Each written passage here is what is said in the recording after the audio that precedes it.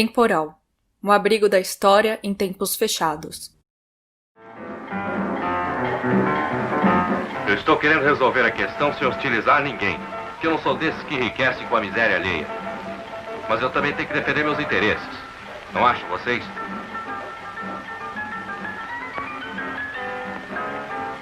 Não acham vocês?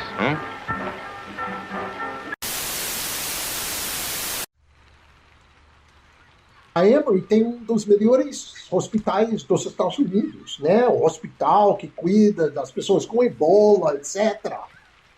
Mas simplesmente não tem como montar uma tenda para cuidar de coisas básicas. Se você está com infecção do olho, você precisa entrar no mesmo hospital com 600 camas de pessoas com Covid, porque o sistema é baseado em todo mundo pagar. A questão não é dar a vacina. A questão é como receber o dinheiro para dar a vacina.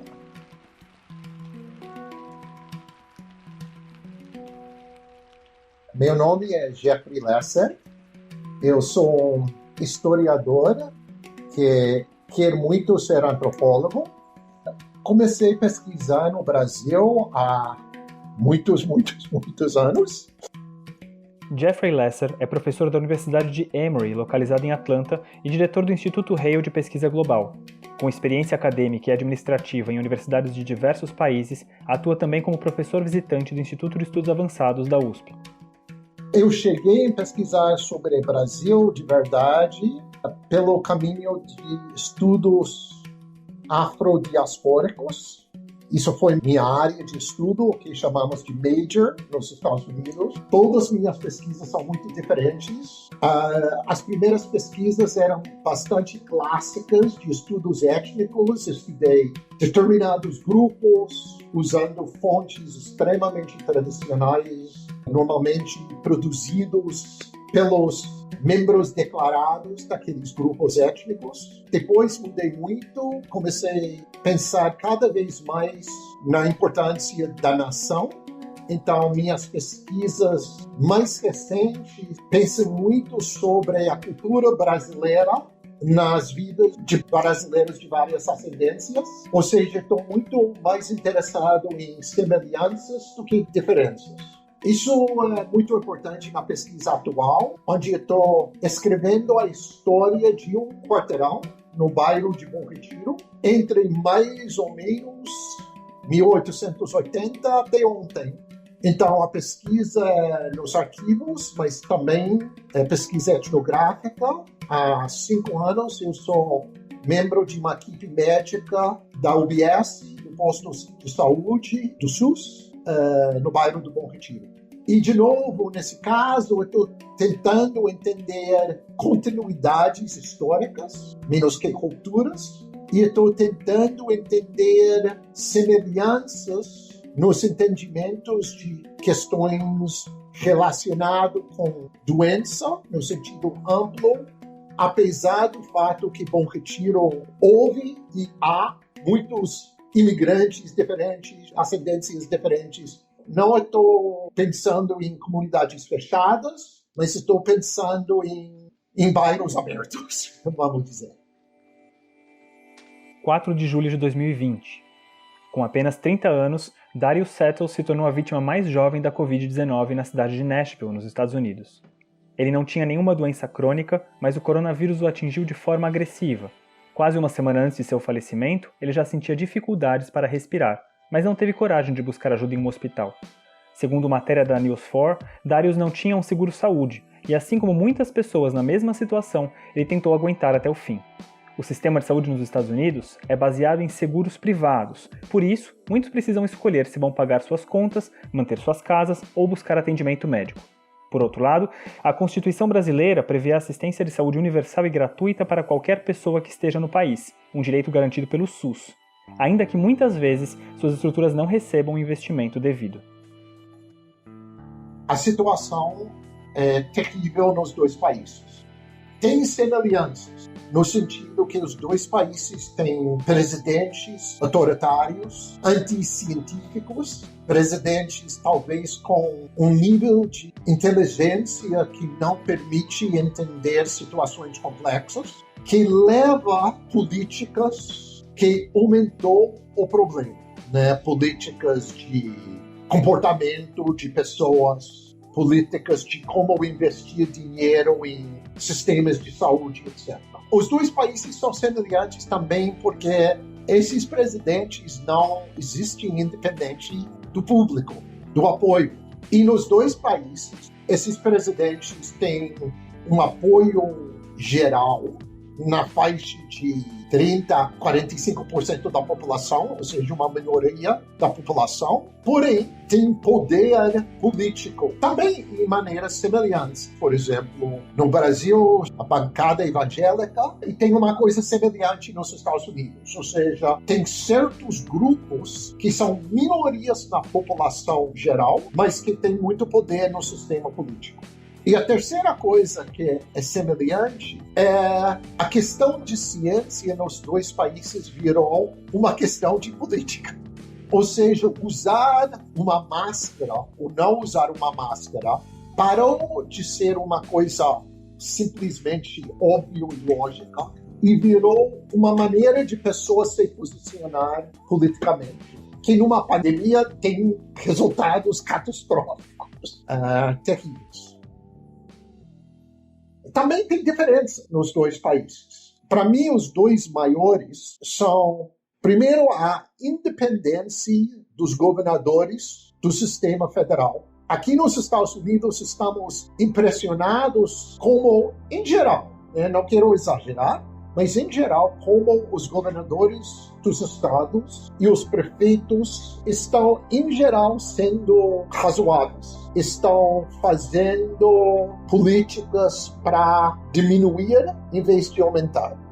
Nos Estados Unidos funciona de uma forma diferente, porque tem um grupo de governadores que estão anti-trumpistas e têm certas políticas, e outros que são pró-Trump que têm outras políticas. Então, eu moro, por exemplo, num estado chamado Georgia, que é muito republicano, apesar de que eu moro numa cidade, Atlanta, que é muito progressista, é um centro de direitos civis. Chamamos Atlanta uma ilha no mar da Geórgia. Mas, por exemplo, aqui, há 2 meses, o governador decidiu que Covid não era uma doença séria, abriu tudo. E, claro, hoje em dia temos uma explosão de casos em nosso estado.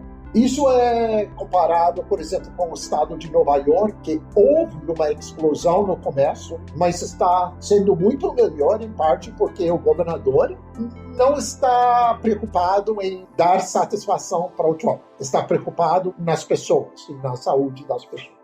A outra diferença muito grande é nossos sistemas de saúde.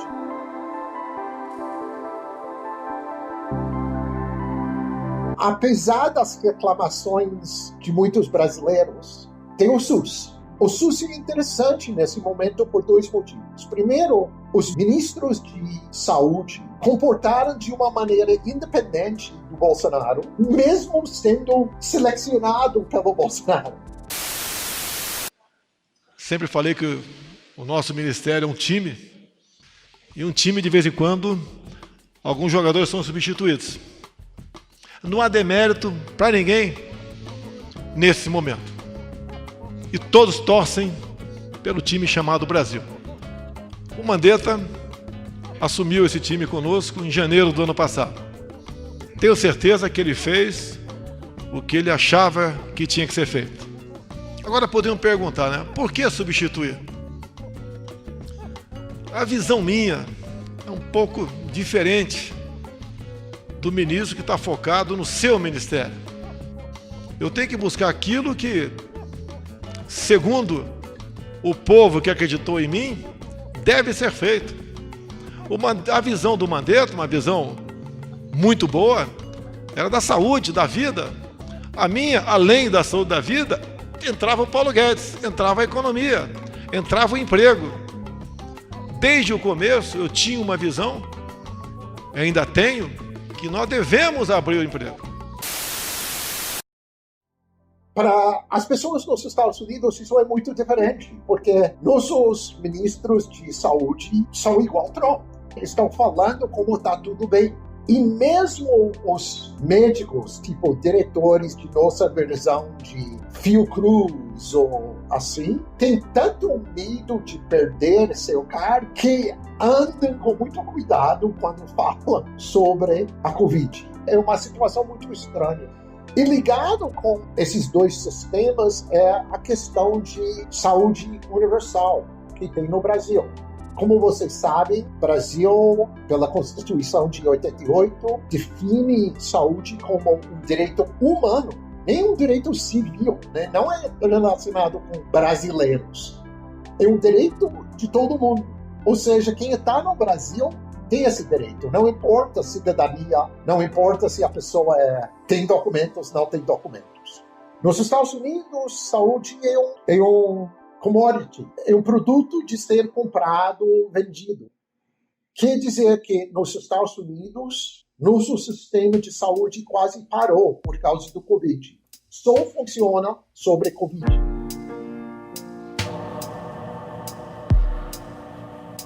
No Brasil, é impressionante para mim.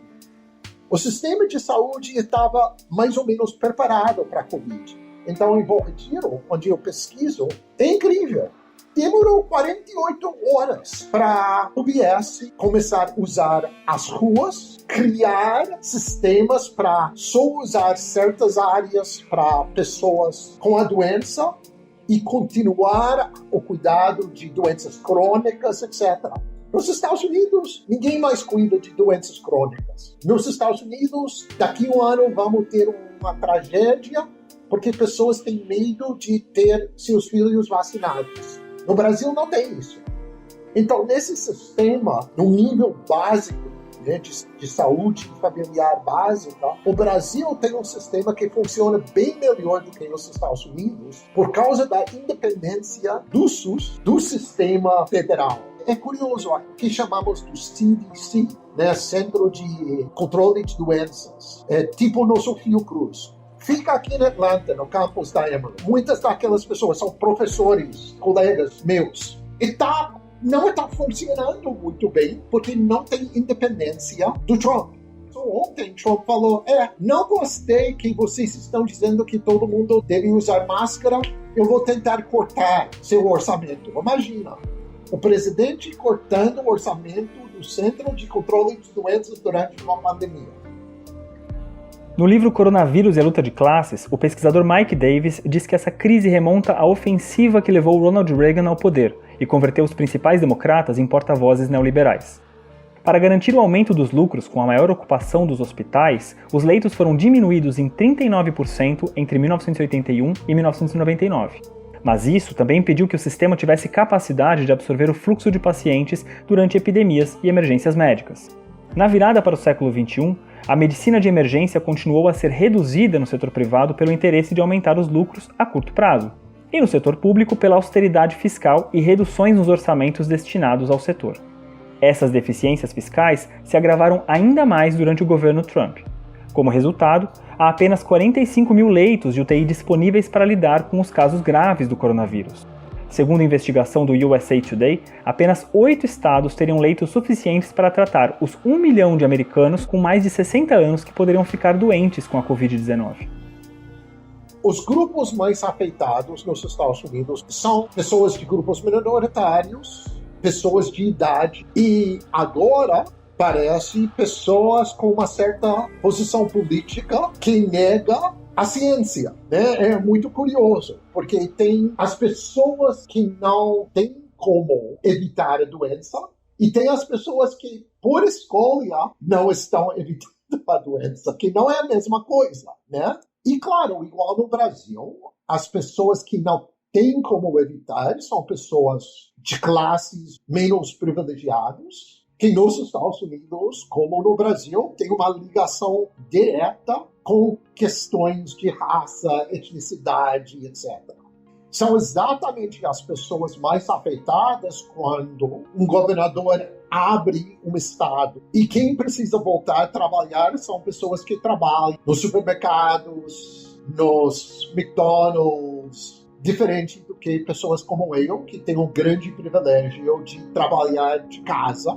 Mais do que privilégio, nossa universidade está dizendo, por favor, fique em casa, né? Então, nesse sentido, no Brasil é igual, né? Quando eu estou assistindo às notícias brasileiras, como eu faço todo dia, e vejo aquelas filas na Praça da Sé esperando ônibus, não penso por nenhum minuto que eles estão fazendo uma posição política pró-Bolsonaro. São claramente pessoas que precisam trabalhar. Isso é importante. Então, nesse sentido, a relação de classe e grupo racial étnico é muito forte. E tem uma relação entre classe social e religiosidade. Nos Estados Unidos, como no Brasil, uma das áreas onde a doença espalha muito são lugares de reza. Estou evitando a palavra igreja, porque tem muitos grupos com muitos tipos de reza. Para dar assistência para os mais pobres e os mais velhos, o governo americano possui 2 programas de saúde, o Medicaid e o Medicare. Até 2010, havia mais ou menos 15% da população que não tinha cobertura desses programas e de nenhum seguro-saúde. Por isso, o presidente Barack Obama criou uma lei que logo ficou conhecida como Obamacare. O objetivo era universalizar o acesso aos seguros de saúde, dando subsídios para que mais pessoas pudessem adquiri-los. Segundo a BBC, a taxa de pessoas não asseguradas caiu de 15% para 5% desde então. Ou seja, apesar de ter sido proposto como um serviço de saúde universal, por volta de 31 milhões de pessoas continuam sem nenhuma cobertura. Apesar das tentativas do Trump desmontar Obamacare, até agora não funcionou. Obamacare existe de uma certa forma e ainda funciona apesar dos problemas e das lutas que estão acontecendo. Nos últimos 17 anos, o programa Obamacare tem provocado estragos nas vidas de americanos inocentes e trabalhadores. Atrás de mim, temos verdadeiras famílias americanas. Ótimas famílias para se passar o tempo junto. Nós estamos sofrendo porque 7 anos atrás, um pequeno grupo de políticos e interesses especiais em Washington empreenderam a estatização da saúde.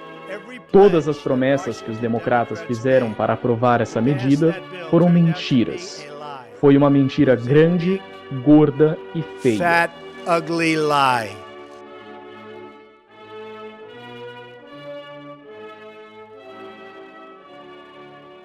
É importante lembrar que o SUS é um sistema novo, não é um sistema histórico.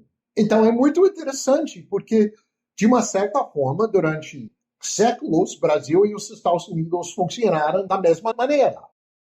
Em 1953, foi criado o Ministério da Saúde, que se ocupava principalmente das políticas de atendimento nas zonas rurais, enquanto que nas cidades, o acesso à saúde era privilégio dos trabalhadores com carteira assinada.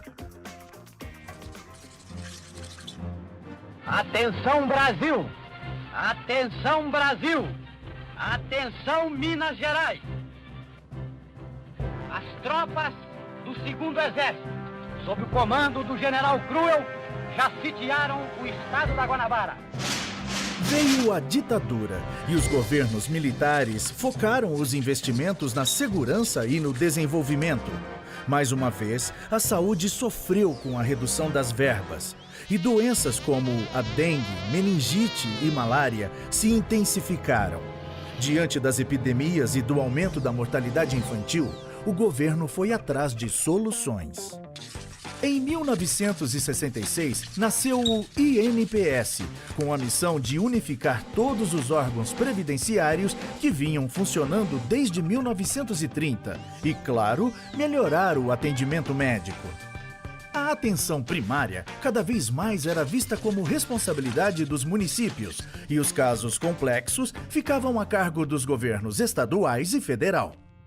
A piora nos serviços públicos deu força para o crescimento dos grupos privados e os brasileiros entraram na roda viva dos planos de saúde. Saúde virou sinônimo de mercadoria. A 8ª Conferência Nacional de Saúde, em 86, ampliou os conceitos de saúde pública no Brasil e propôs mudanças baseadas no direito universal à saúde com melhores condições de vida.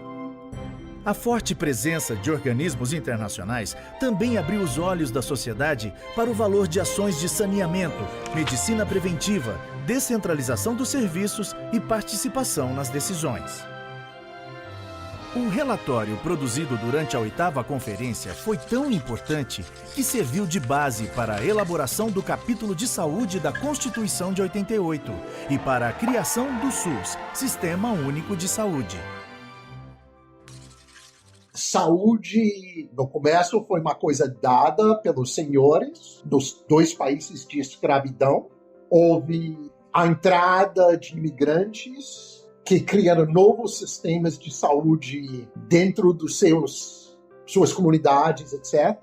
Mas o que é muito diferente é, no Brasil, talvez pelo sistema de muitos partidos, talvez pelo sistema da educação bastante influenciada pelos franceses e menos pelos alemães e os ingleses, o espectro de posições políticas entre líderes brasileiros é muito mais amplo. Eu sempre gosto de lembrar meus alunos aqui que, por exemplo, no Brasil, a Escola Superior de Guerra criou tantos comunistas como fascistas. Que Lamarca, Amano e esses membros da luta armada veio do exército, né? Não veio da USP. Por que eu estou dizendo isso? Eu estou dizendo isso porque quando acabou a ditadura, os novos movimentos democráticos houve muitas mais vozes do que tem nos Estados Unidos.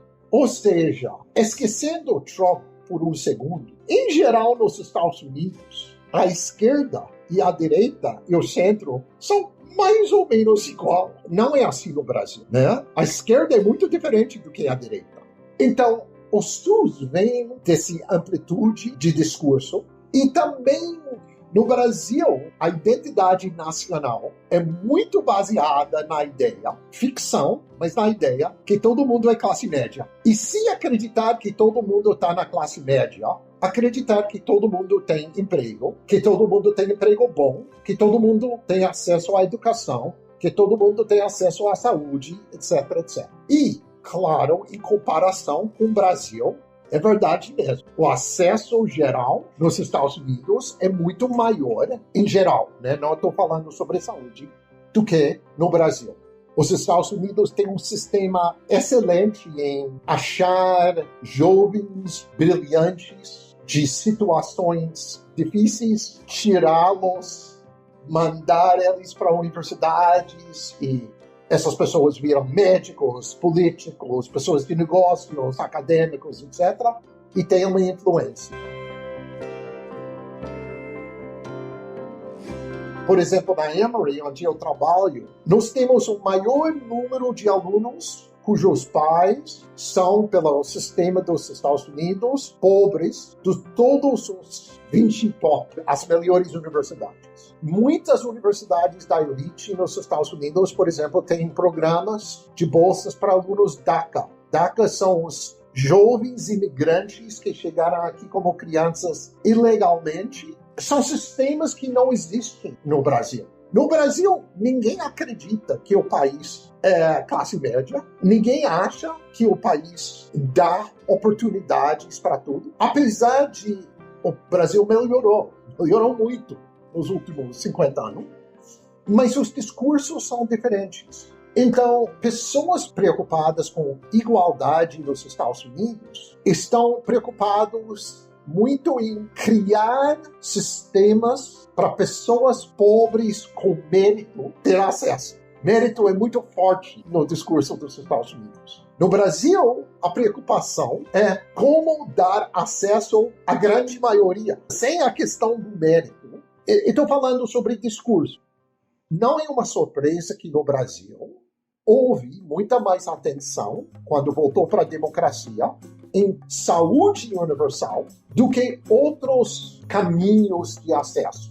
Isso também é ligado com a questão racial no Brasil, né? Nos Estados Unidos, mais ou menos, o discurso oficial é: pessoas têm uma raça, você pode olhar uma pessoa e saber o que é a raça, E todo mundo vai concordar sobre isso. Eu faço, por exemplo, uma experiência com meus alunos que eu levo para o Brasil. Primeiro, na Emory, andamos pela universidade e alguém vai atrás perguntando: qual raça é o Jeff? Qual raça é aquela menina? Qual raça é aquele menino? E mais ou menos tem 100%. Todo mundo. Não, Jeff é X, Juliana é X, Camille é Y, Gustavo é A. Depois, vamos fazer isso quando vamos para São Paulo, né? Pá!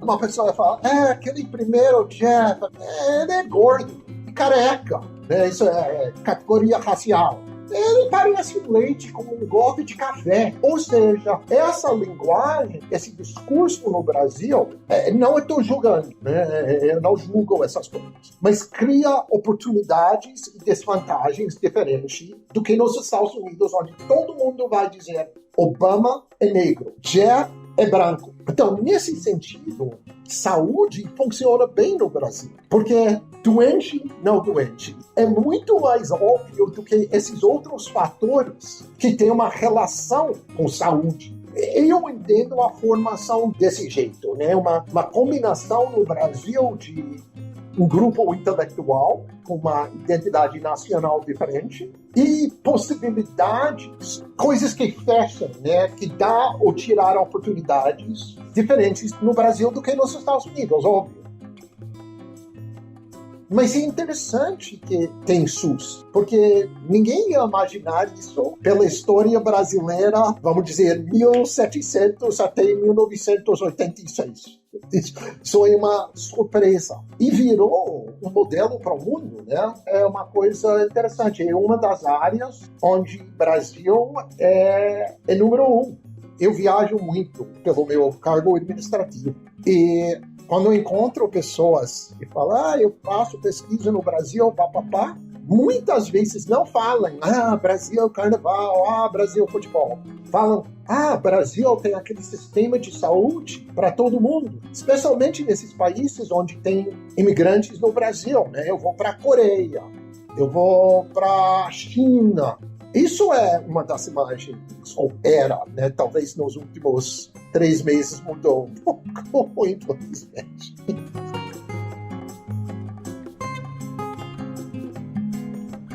É impressionante, eu falo sempre com meus parceiros lá na UBS Bom Retiro, e estão lá trabalhando, estão fazendo coisas. Aqui, se uma pessoa com uma doença crônica queria visitar um médico, ficou impossível há meses e meses e meses por causa do SUS. Quando tem remédios e vacinas, vai ter uma distribuição no Brasil de uma forma muito melhor do que nos Estados Unidos. É impressionante aqui nos Estados Unidos, quando o Bern, que é sempre nosso líder em falar sobre saúde, pergunta toda semana para pessoas do governo: você pode garantir que a vacina vai para todo mundo? Ele não recebe resposta. Ninguém vai garantir isso. As pessoas vão garantir que pessoas com seguro de saúde vão receber. Pessoas com documentos vão receber. No Brasil não vai ser assim. Eu imagino que o Brasil vai ficar melhor, mais rápido do que os Estados Unidos. Porque a vacina e as medicinas vão ter uma distribuição bem melhor do que nos Estados Unidos. Simplesmente o fato que o SUS adiantou a campanha de vacina por 2 meses e, por exemplo, em Bom Retiro, vacinaram mais ou menos 100% dos idosos. 100%! Todos! Aqui, ninguém sabe o que vai acontecer. Mesmo pessoas com seguro, onde vão receber nossa vacina contra a gripe? Ninguém sabe disso. Então, nesse sentido, eu acho o Ibope do SUS vai subir, mas subir merecidamente. Vai fazer coisas que não estão acontecendo nos Estados Unidos. Claro que os Estados Unidos é um país não único, mas um dos poucos onde a saúde do povo não é considerada um direito. Está muito bem. Por outro lado, se haver um presidente Biden, com certeza vai ser diferente. Porque, com certeza, o presidente Trump vai usar a vacina como uma arma política. E, pelo menos até agora, não tem evidências que o Biden vai fazer igual. uns 2 anos atrás, quando houve um problema de febre amarela no mundo, minha família inteira achou mais fácil receber no Brasil do que aqui. Meus parceiros lá na UBS falam, quando tem vacina, Jeff, compra passagem e vem para cá. Com certeza, o SUS está sendo melhor reconhecido pela população brasileira atualmente, exatamente porque está continuando a cuidar das pessoas.